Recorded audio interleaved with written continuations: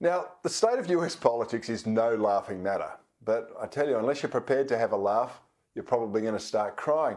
The game is so stacked with buffoons, with questionable ethics, shameless grifters, and of course there's a few of the Walking Dead. It is like a really bad soap opera. US President Joe Biden, well, he continues to demonstrate his non-public dementia diagnosis almost every single day. Here he is recently blanking out before claiming credit for the raid that killed Osama bin Laden. We went for two reasons. One, to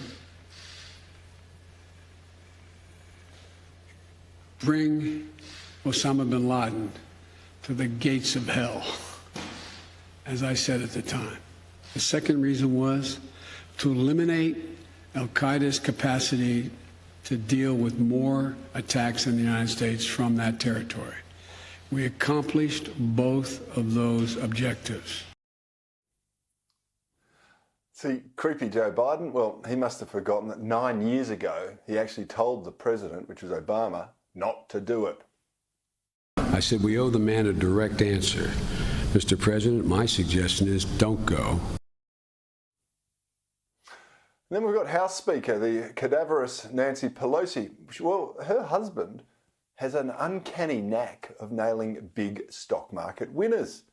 Well, he recently pocketed $5.3 million on an Alphabet tech bet, Alphabet's like Google, or it is Google, after antitrust laws were watered down by the Democrat-led Congress and deemed to be no real threat to big tech. He also made some spectacular other gains in Amazon, for example, when the US government pulled a contract from their rival Microsoft, leaving Amazon as the only likely beneficiary to be the web services giant. An uncanny coincidence for sure. But it's not the first time those close to the political action have proven uncannily prescient when it comes to stock trading. A couple of Republicans who had inside knowledge of the COVID crisis sold millions in shares in January 2020, just before the pandemic was made public, and stock prices plunged. Neither of them faced any charges then.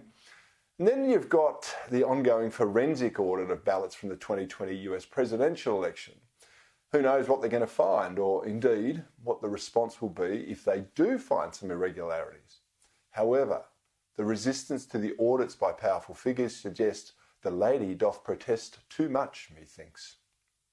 There's also an ongoing inquiry into the January 6 Capitol Hill debacle.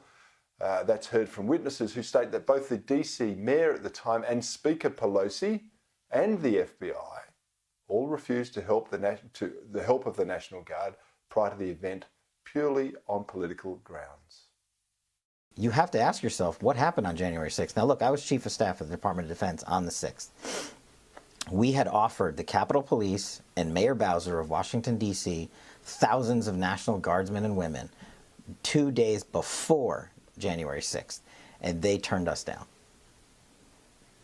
So it could have been prevented. Again, the question would be why? If people in positions of authority were told of a threat prior to the event, why would they reject the offer of assistance? To even erect a fence to prevent harm being done to the national capital, to individuals, and one person, remember, even lost their life. It makes no sense unless you're looking for some political advantage, and somehow I don't think we're ever going to know the truth of that matter. And then, of course, there are revelations made by Fox News host Tucker Carlson that the National Security Agency, or the NSA, has been spying on him and leaking the information gained from his private emails to journalists. Now, if this is true, and I happen to actually believe Tucker Carlson, this is an extraordinary intrusion by the deep state into a free media against a US citizen. I learned from a whistleblower that the NSA planned to leak the contents of those emails to media outlets. Why would they do that? Well, the point, of course, was to paint me as a disloyal American, a Russian operative, been called that before, a stooge of the Kremlin, a traitor doing the bidding of a foreign adversary.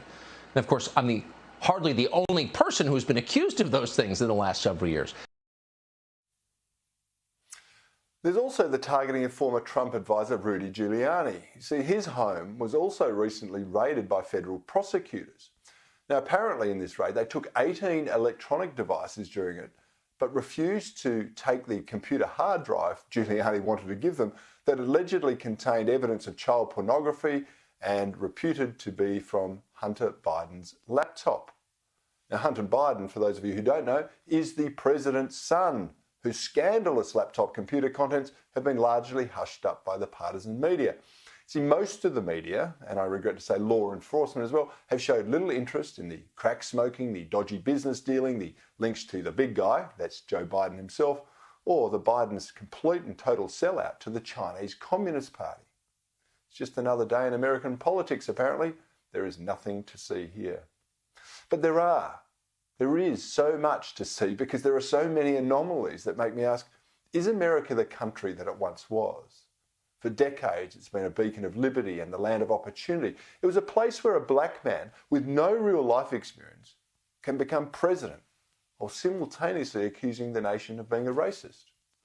He's then free to make tens of millions of dollars writing books where most sentences start with the word I.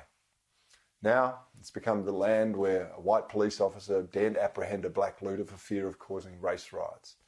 And thanks to laws in California and other places, anyone can basically walk into your grocery store, take an armful of stuff, and the police won't do anything to stop them. Even store security have been told not to apprehend criminals. All of this and more is a product of poisonous identity politics that has white-anted the bedrock of this great nation.